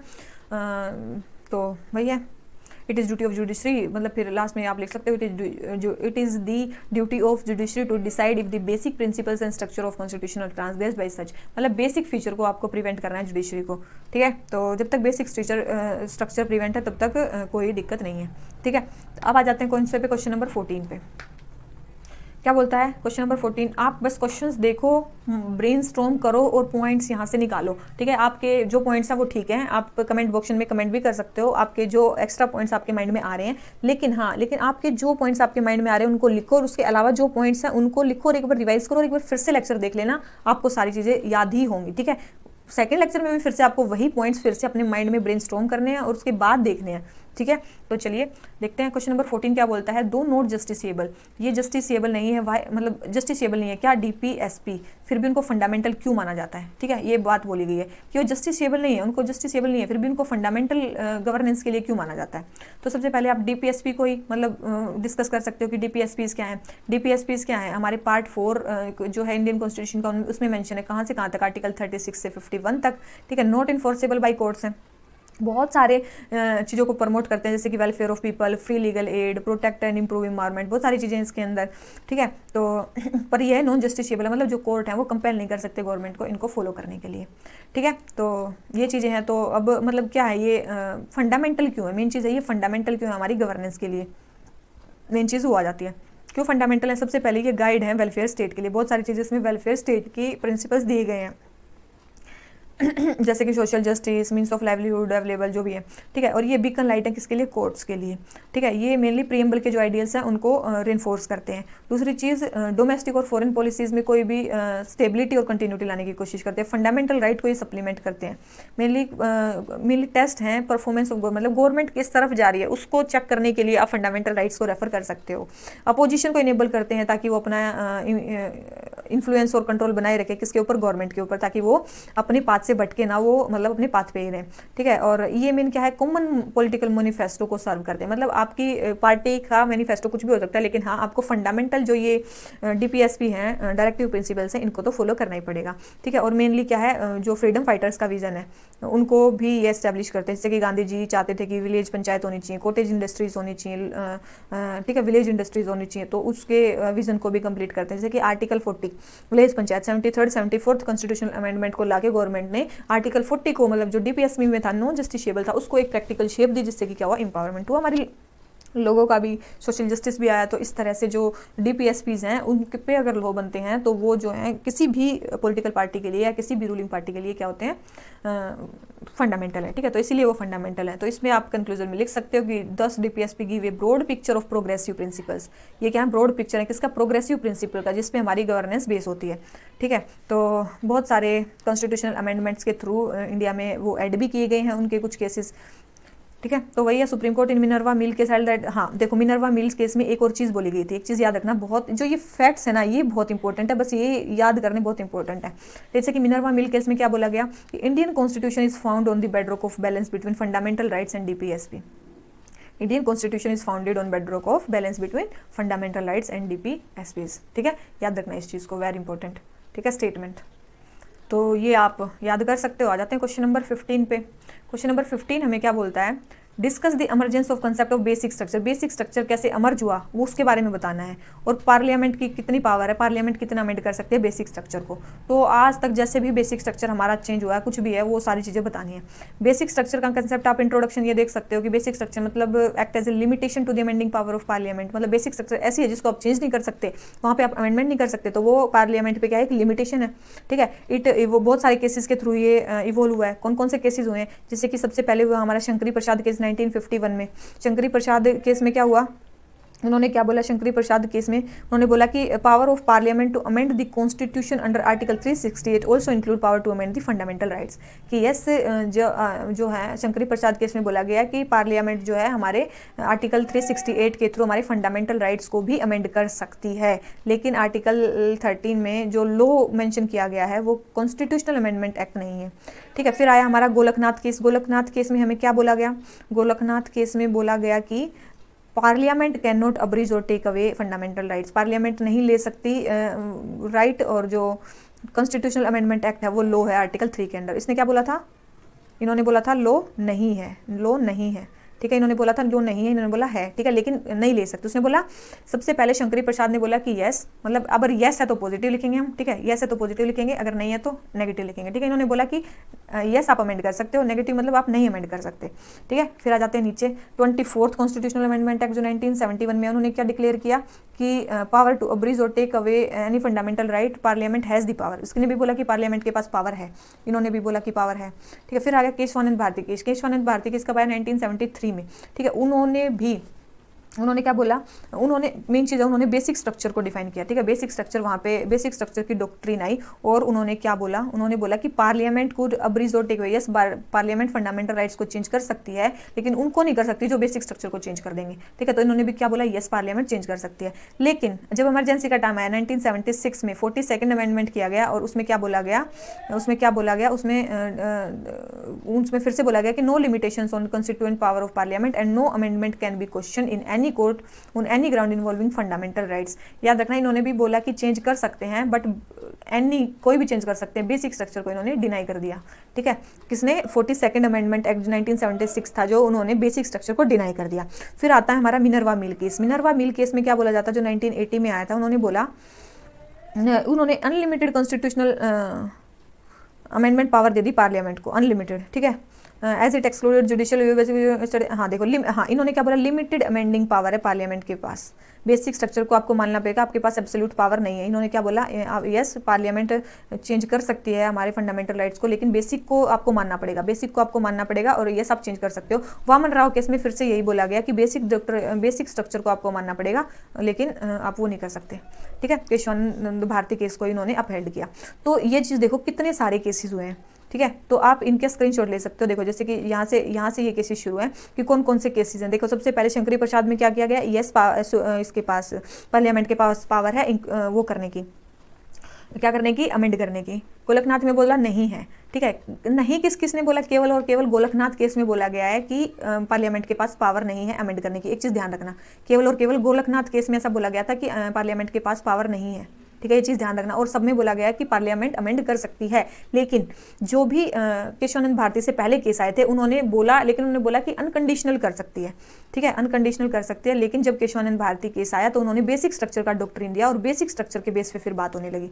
ठीक है, केशवानंद भारती केस में क्या हुआ, बेसिक स्ट्रक्चर पे बात हुई, यहाँ पे क्या हुआ, बेसिक स्ट्रक्चर पे बात हुई। ठीक है, मेन क्या हुआ, बेसिक स्ट्रक्चर पे बात हुई, और फिर बेसिक स्ट्रक्चर पे बात होने लगी, और फिर हर जो ये 4 बेसिक स्ट्रक्चर के बाद जो लॉ है केशवानंद भारती के पास, तो वो हो गए। ठीक है, तो ये आपको याद रखना होगा। ठीक है, बस मेन चीज़ है, मना किस केवल एक नहीं किया था। अब क्या है मेन, और क्या पूछा गया है उसमें, बेसिक स्ट्रक्चर के बाद power of parliament to amend, तो हाँ, तो ये हो गया, अमेंड कर सकती है नहीं कर सकती है, पूरा कंसेप्ट हमने देख लिया है। उसके बाद कौन से चीज़ आते हैं बेसिक स्ट्रक्चर में, वो आप यहाँ पे मेंशन कर सकते हो। Supremacy of constitution, sovereignty, democratic republic nature of Indian polity, secular nature, separation of power, limited power of parliament to amend, judicial review, harmony between fundamental rights and DPSP, independence of judiciary, सारे क्या आते हैं हमारे उसमें आते हैं। किस में आते हैं, ये बेसिक स्ट्रक्चर में आते हैं कॉन्स्टिट्यूशन के। ठीक है, और भी बहुत सारी चीज़ें हैं, लेकिन ये भी कुछ बेसिक स्ट्रक्चर में आते हैं। ठीक है, आ जाते हैं कुछ में बस, तो आप इसका फिर कंक्लूजन लिख सकते हो अकॉर्डिंगली जो भी है। पार्लियामेंट अंडर आर्टिकल 368 वो अमेंड कर सकती है किसी भी पार्ट को, लेकिन बेसिक स्ट्रक्चर अफेक्ट नहीं होना चाहिए। और बहुत सारे जजमेंट्स में अलग अलग ओपिनियन थे, अलग अलग उनके, तो बेशक से while there might not be a consensus on feature that may be considered basic, हाँ लेकिन ये है कि बेशक से बेसिक फीचर्स पे हमारा कंसेंसस नहीं है, लेकिन हाँ लेकिन ये चीज़ है इंदिरा गांधी केस में कि बेसिक स्ट्रक्चर को तो आपको कंसिडर करना ही पड़ेगा, ठीक है, वो चीज़ हो गई थी। तो ये चीज़ हो गया हमारा क्वेश्चन। आ जाते हैं क्वेश्चन नंबर 16 पे। क्वेश्चन नंबर 16 हमारा क्या बोलता है कि it is not absolute separation of power, कि एब्सोल्यूट सेपरेशन ऑफ पावर नहीं है, लेकिन चेक्स एंड बैलेंसेस हैं तीन ऑर्गन्स में, कौन से में, लेजिस्लेटिव, एग्जीक्यूटिव और जुडिशरी में, तो हमें वो बताने हैं, इलुसिडेट करने हैं, ठीक है। सबसे पहले सेपरेशन ऑफ पावर के कंसेप्ट को आप बता सकते हो। एब्सोल्यूट सेपरेशन ऑफ पावर का मतलब होता है strict separation of power, function, personal between तीन ऑर्गन, जैसे कि एग्जीक्यूटिव, लेजिस्लेटिव एंड जुडिशरी, ठीक है। तो आप एक डेफिनेशन दे सकते हो एब्सोल्यूट सेपरेशन ऑफ पावर की। उसके बाद सेपरेशन ऑफ पावर किस किस आर्टिकल में है, सबसे पहले आता है हमारा आर्टिकल 50, सेपरेट मतलब इस take step to separate judiciary from executive, जिसमें जुडिशरी को एग्जीक्यूटिव से अलग करना है। फिर आ जाता है हमारा आर्टिकल 121। आर्टिकल 121 क्या बोलता है कि जुडिशियल जो भी कंडक्ट होगा उसको आप पार्लियामेंट में डिस्कस नहीं कर सकते। और आर्टिकल 122 में क्या है, जो पार्लियामेंट की प्रोसीडिंग्स हैं वो आप कोर्ट में क्वेश्चन नहीं कर सकते, ठीक है, वहाँ पे आप जुडिशियल इंटरवेंशन नहीं हो सकता, जो पार्लियामेंट की प्रोसीडिंग्स हैं। तो एक चीज़ याद रखना, दोनों में देखो ये जो पार्लियामेंट है ये जुडिशरी पे नहीं कर सकती, और जो जुडिशरी वो पार्लियामेंट पे नहीं कर सकती, और ये जुडिशरी और एग्जीक्यूटिव के बीच में है। फिर आता है हमारा आर्टिकल 361, उसमें क्या है, जो प्रेसिडेंट है वो मतलब प्रेसिडेंट और गवर्नर क्या होते हैं, एग्जीक्यूटिव होते हैं, वही क्या करते हैं, मेनली जजेस को अपॉइंट करते हैं, उनकी ड्यूटीज़ डिफाइन करते हैं। तो ये एग्जीक्यूटिव पे भी, जुडिशरी पे भी वो हो गया, तो सारे आपस में ये हो गया कि कॉन्स्टिट्यूशन में ये सारे प्रोविजंस हैं सेपरेशन ऑफ पावर के, आर्टिकल 50, आर्टिकल 121, आर्टिकल 122, ठीक है, और आर्टिकल 361 मेनली ये है। तो ये जो पीछे वाले हैं ना, ये स्टेट के लिए लॉ है, मतलब स्टेट लेजिस्लेचर, जैसे कि अभी मैं पार्लियामेंट के लिए बात कर रही हूँ, तो वो state assembly, high court, state assembly वो आ जाएगा, ठीक है, याद रखना। तो फिर ये हो गया कि सेपरेशन ऑफ पावर का कंसेप्ट हमारे कॉन्स्टिट्यूशन में कहाँ है, absolute separation of power India में नहीं है। यहाँ पे क्या है, मेनली चेक्स एंड बैलेंसेस का सिस्टम है आर्बिट्रेटरी पावर को वो करने के लिए। अब मेनली कैसे एक दूसरे को वो करते हैं, जैसे कि एग्जीक्यूटिव लेजिस्लेचर आपस में कैसे चेक्स एंड बैलेंसेस रखते हैं, जैसे कि देखो आर्टिकल 75 में क्या होता है, जो काउंसिल ऑफ मिनिस्टर होते हैं वो किसको रिस्पॉन्सिबल होते हैं, पार्लियामेंट को रिस्पॉन्सिबल होते हैं, ठीक है। एग्जीक्यूटिव जो होते हैं अपनी लेजिस्लेटिव लॉ मेकिंग पावर को जो है यूज़ करते हैं, आर्टिकल 123 का यूज़ कर सकते हैं, जो एग्जीक्यूटिव है वो अपनी लेजिस्लेटिव जो लॉ मेकिंग पावर है उसको यूज़ करते हैं, ठीक है। ऑर्डिनेंस पास कर सकते हैं, ऑर्डिनेंस पास करके वो दूसरों के उसको भी वो कर सकते हैं, पावर को कम, जैसे जुडिशरी को वो कर सकते हैं, ठीक है। उसके बाद हाँ, जो पॉलिटिकल एग्जीक्यूटिव है वो हमारे लेजिस्लेचर को भी वो है, देखो एग्जीक्यूटिव हमारे लेजिस्लेचर के लॉ भी पास कर सकते हैं, लेकिन एग्जीक्यूटिव रिस्पॉन्सिबल भी होते हैं हमारे मेंबर्स हमारी पार्लियामेंट के लिए, ठीक है। तो ये चीज़ एग्जीक्यूटिव लेजिस्लेचर में हो जाती है। फिर आ जाता है लेजिस्लेटिव जुडिशरी, इसमें क्या है, मेनली ब्रीच ऑफ प्रिविलेजेस के केस आ सकता है, उसमें आप आर्टिकल 138 को मेंशन कर सकते हो, जिसमें पार्लियामेंट के पास पावर है अपने जुरिडिक्शन को, सुप्रीम कोर्ट के जुरिडिक्शन को इनलार्ज करने की। जुडिशरी भी आर्टिकल 13, 32 to 26 के अकॉर्डिंग जुडिशियल रिव्यू कर सकती है, जहाँ पे वो एग्जीक्यूटिव और लेजिस्लेचर दोनों के लॉज को वो कर सकती है, ऑर्डर्स को। एग्जीक्यूटिव जुडिशरी में क्या होता है, आर्टिकल 136 आ जाता है इसमें क्या होता है, supreme court can grant special leave to appeal, ठीक है, अपील की वो मिल जाती है किसी को भी। उसके बाद जो है प्रेसिडेंट और ये सुप्रीम कोर्ट के जजेस को अपॉइंट करते हैं। तो ये सारे क्या सेपरेशन ऑफ पावर के वो हैं, ठीक है। तो separation of power has acquired its uniqueness with sufficient checks and balances to ensure that no organ of state exercises arbitrary power, ठीक है। तो ये कंफर्म किया गया है कि किसी भी ऑर्गन के पास आर्बिट्ररी पावर ना हो, ठीक है। तो ये हो जाता है हमारा कंप्लीट। आ जाते हैं क्वेश्चन नंबर 17 पे। क्वेश्चन नंबर 17 हमें क्या बोलता है, differentiating between pressure groups and political parties के बीच में डिफरेंशिएट करना है और कैसे इन्फ्लुएंस करते हैं। अभी हमने कल जो किया था, कल जो आपका लेक्चर आया था कि जिसमें प्रेशर ग्रुप्स के बारे में बात करनी थी, उसमें केवल प्रेशर ग्रुप के बारे में था। पॉलिटिकल पार्टी से कैसे डिफरेंस है वो देख लेते हैं। पॉलिटिकल पार्टी देखो, सबसे पहले प्रेशर ग्रुप की आप डेफिनेशन लिख सकते हो, when people with common occupation, interest, aspirations, opinion come together in order to achieve a common objective. मतलब मैंने ऐसे बताया था आपको, एस्पिरेशन, इंटरेस्ट, ओपिनियन, ऑक्यूपेशन और ऑब्जेक्टिव, कॉमन ऑब्जेक्टिव, इससे आप याद कर सकते हो ये जो 4-5 वर्ड्स हैं, ठीक है। जब people common occupation, interest, aspiration, opinion के एक साथ आते हैं और वो कॉमन ऑब्जेक्टिव को अचीव करते हैं, ठीक है, तो उसको बोलते हैं क्या, प्रेशर ग्रुप्स। पॉलिटिकल पार्टी से कैसे डिफरेंट है, सबसे पहले तो इनके नैरो प्रोग्राम्स होते हैं प्रेशर ग्रुप के, और दूसरी ये पॉलिटिकल पावर नहीं चाहते, मतलब ये पावर को अचीव किए बिना ही प्रेशर लगाने की कोशिश करते हैं, और डायरेक्ट कॉन्टेस्ट नहीं कर सकते इलेक्शन, नॉट कॉन्टेस्ट इलेक्शंस को भी ये कंटेस्ट नहीं करते हैं, ठीक है। तो ये हो गया हमारा कि ये पॉलिटिकल पार्टीज से कैसे डिफरेंस है, ठीक है। दूसरी चीज़, ये इन्फ्लुएंस कैसे बनाते हैं पॉलिटिक्स में अपना, सबसे पहले पब्लिक ओपिनियन को ये मोबिलाइज करते हैं। दूसरे, प्रोटेस्ट और स्ट्राइक से ये वो करते हैं, कोएर्सन करते हैं गवर्नमेंट पे। तीसरी चीज़ क्या, लॉबी बनाते हैं, जैसे कि फिक्की और एसोचैम, ये अपने थ्रू अपने प्रेशर लगा के और अपने मतलब जो भी है पॉलिसीज बनवाने की गवर्नमेंट से कोशिश करते हैं अपने फेवर में। लेजिस्लेटिव रिफॉर्म भी कई बार इससे इनके थ्रू होने को मिले हैं, जैसे कि राइट टू इन्फॉर्मेशन जो एक्ट है वो मेनली किसके उनसे बना है, मजदूर किसान शक्ति संगठन के रूल के कारण ही मेन वो बना है। फिर आप अब एक एग्जांपल लिख सकते हो, इंडिया अगेंस्ट करप्शन का जो केस है, वहाँ पे जो लोकपाल एंड लोक आयुक्त एक्ट है वो उन्हीं के उसके बनाया, तो ये भी प्रेशर ग्रुप का एक एग्जाम्पल है। तो ये आप लिख सकते हो कि जो प्रेशर ग्रुप्स हैं वो अपॉर्चुनिटी प्रोवाइड करते हैं पॉलिटिकल पार्टिसिपेशन के लिए without involving in political party या without joining the political party, ठीक है। तो ये डेमोक्रेटिक राइट्स को अपहोल्ड करते हैं, जैसे कि freedom of speech, assembly, association, ठीक है। तो ये आ जाता है हमारा कंक्लूजन में, ठीक है। अब आ जाते हैं किसमें, क्वेश्चन नंबर हमारे 18 में। क्वेश्चन नंबर 18 क्या बोलता है, legislature in A parliamentary system ensure executive accountability at various stages, discuss in context of India. Legislature in parliamentary system ensure executive accountability. Legislature जो है वो एग्जीक्यूटिव को अकाउंटेबल रखता है बहुत सारी स्टेजेस पे, कैसे, ठीक है। तो सबसे पहले पार्लियामेंट्री सिस्टम के बारे में बता दो कि क्या है, पॉलिटिकल पार्टी जो मेजोरिटी में होती है वही गवर्नमेंट बनाती है सबसे पहले, ठीक है। उसके बाद लेजिस्लेचर उन पे क्या रखता है, एग्जीक्यूटिव अकाउंटेबिलिटी रखता है कि वो पॉलिसी कैसे बना रहे हैं, इंप्लीमेंट कैसे कर रहे हैं, पोस्ट इंप्लीमेंटेशन स्टेज कैसा हो रहा है, तो कैसे रखता है उन पे। तो प्रोसेस बहुत सारी हैं, जैसे कि डेलिब्रेट डिस्कशंस होते हैं, डिबेट्स होते हैं, क्वेश्चन आवर के थ्रू से क्वेश्चन पूछा जाता है, 0 hour, half an hour discussion, motion of thanks pass किया जाता है, अगर पास ना हो तो गवर्नमेंट को रिजाइन करना पड़ता है। फिर पार्लियामेंट्री कमेटीज़ के थ्रू उनकी पॉलिसीज़ की स्क्रूटनी होती है। उसके बाद फिर अप्रूवल होता है, रेटिफिकेशन होता है लॉज का, मतलब पार्लियामेंट को पास करना पड़ता है सिंपल, या फिर जो भी स्पेशल मेजोरिटी से जो भी उसके वो होता है।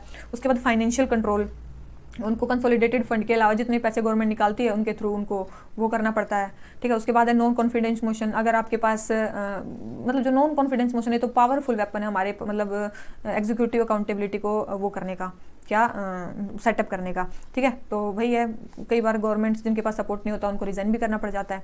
तो ये है मेनली जो वेपन्स हैं जो हमारे चेक्स एंड बैलेंसेस के लिए हैं, मतलब जो लेजिस्लेशन जो एग्जीक्यूटिव पे अकाउंटेबिलिटी बनाए रखता है वो इन्हीं के थ्रू रखता है, जैसे कि हो गया debate, discussion, committees, question hour, 0 hour, financial control और approval and ratification of laws, non confidence motion, ठीक है। तो ये सारी चीज़ें हो जाती हैं।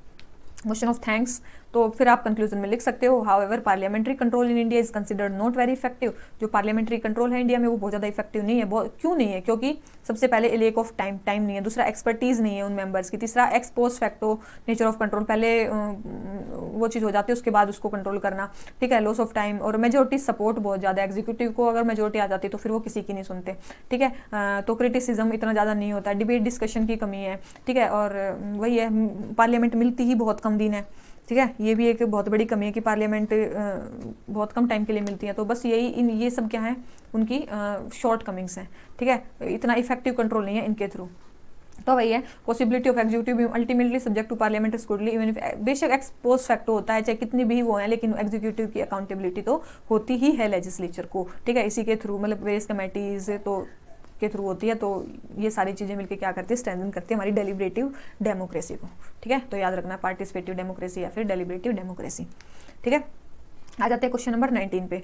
अब क्वेश्चन नंबर 19 बोल रहा है कि जो हमारा 42nd अमेंडमेंट एक्ट है उसको मिनी कॉन्स्टिट्यूशन क्यों बोला जाता है, ठीक। सीधा सा क्वेश्चन है। अब आप सबसे पहले इंट्रोडक्शन में बोल सकते हो कि 42nd अमेंडमेंट क्या है, कब हुआ था, किसके टाइम पे हुआ था, ठीक है। वो सब इंट्रोडक्शन में बता सकते हो, और फिर जितने भी चेंजेस है सारी बॉडी में बता सकते हो, ठीक है। तो अब देख लेते हैं, सबसे पहले 42nd अमेंडमेंट एक्ट कब हुआ था, 1976 में हुआ था। कब, इमरजेंसी के टाइम पे, ठीक है। और बहुत सारा वाइड स्प्रेड चेंजेस हुए थे उसमें, इसलिए इसको मिनी कॉन्स्टिट्यूशन बोला जाता है। क्या क्या चेंजेस हुए थे, जैसे कि चेंज हुआ था इमरजेंसी प्रोविजंस कि भाई प्रोक्लेमेशन ऑफ इमरजेंसी जो है अगर हम लगाते हैं तो पार्लियामेंट से अप्रूवल का टाइम 1 साल हो गया कि 1 साल के बाद हम ले सकते हैं। उसके बाद नेशनल इमरजेंसी का प्रोविजन उस टाइम पे डाल दिया गया। उसके बाद लोकसभा और स्टेट असेंबलीज का जो टेन्योर है वो 5 साल से 6 साल एक्सटेंड कर दिया गया। 5 सब्जेक्ट को स्टेट लिस्ट से निकाल के कंकरेंट लिस्ट में डाल दिया गया। 5 सब्जेक्ट को, कौन से 5 सब्जेक्ट थे वो याद रखना प्री के लिए भी, ठीक है। Education, forest, protection of wild animals and birds, administration of justice and weights and measures, ठीक है। ये सारे चीज़ों को स्टेट लिस्ट से निकाल के और कंकरेंट लिस्ट में डाल दिया गया। उसके बाद प्रीएम्बल में 3 वर्ड्स को ऐड किया गया, सोशलिस्ट, सेकुलर और इंटीग्रिटी। ठीक है, उसके बाद फंडामेंटल ड्यूटीज को ऐड किया गया उसी टाइम पे। ठीक है, पार्ट 4A में। उसके बाद डीपीएसपीज में 3 आर्टिकल्स को ऐड किया गया। कौन से? आर्टिकल 39A, आर्टिकल 43A और आर्टिकल 48A। ठीक है, तो ये आपको याद रखना होगा, ये जो आर्टिकल 39 है ये फ्री लीगल एड वाला, जो आर्टिकल 43 है ये वर्कर्स के पार्टिसिपेशन के लिए है इंडस्ट्रीज में, और 48A है ये क्या है? इन्वायरमेंट को प्रोटेक्ट करने के लिए। ठीक है, फिर जुडिशरी के लिए क्या किया गया? जुडिशियल रिव्यू की पावर को कर्टेल कर दिया गया। ठीक है ठीक है, तो ये कर दिया गया। उसके बाद ट्रिब्यूनल्स को तभी सेटअप किया गया। डिलिमिटेशन किया गया कि भाई 2001 तक जो भी 1971 का सेंसस है वही चलेगा डिलिमिटेशन के लिए। ठीक है, और जो हाँ, काउंसिल ऑफ मिनिस्टर की एडवाइस जो है आर्टिकल 74 के अकॉर्डिंग, काउंसिल ऑफ मिनिस्टर की जो एडवाइस है किसको? प्रेसिडेंट को। वो क्या कर देगी? बाइंडिंग कर देगी।